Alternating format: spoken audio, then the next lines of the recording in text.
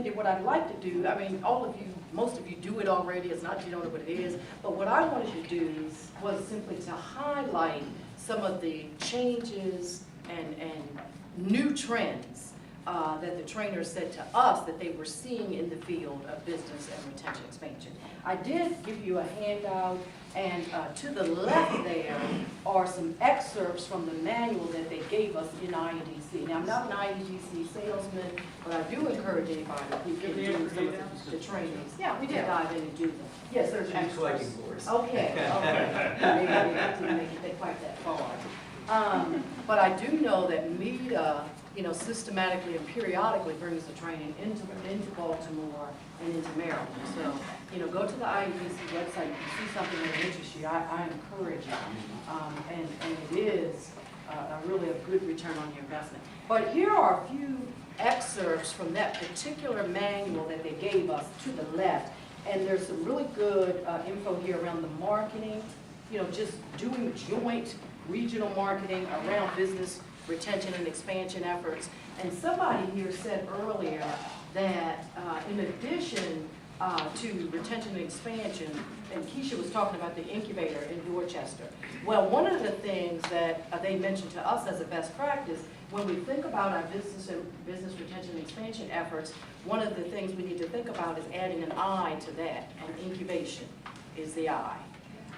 Because in addition to retaining and strengthening and supporting those businesses that we already have in our regions in whichever facets they need us to support them, we do need to be really focusing now on entrepreneurship, supporting new startups, and incubation. That's just a best practice that's needed even more in rural areas. Okay, and that was an emphasis that was tossed out. The other thing that we heard repeated over and over in that seminar was the fact that companies are certainly doing more with less, we know that, but that there are at least 3 converging market forces that are impacting economic development right now. And for them, they were, and I'm looking at my notes here, but government intervention was one. Over the last 5 to 6 years, government intervention has looked a little differently. We've had ERA, we've had bank bailouts, we've had the car industry bailout, we've had globalization, which was the big G. And so those impacts certainly have changed economic development, changed the field forever. And when we're thinking about business retention and expansion and incubation, we need to be thinking about that fact. But also they mentioned green energy as a major component, one of the 3. In that, clean tech and related industries are changing the world of economic development forever.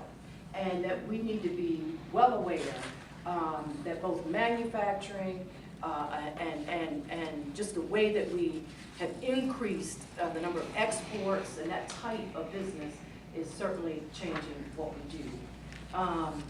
The other, and they called it the 3 Gs actually, government intervention, the green, and then the globalization, which I tossed out. And of course, not only is that impacting economic development, but it's just impacting everything that we do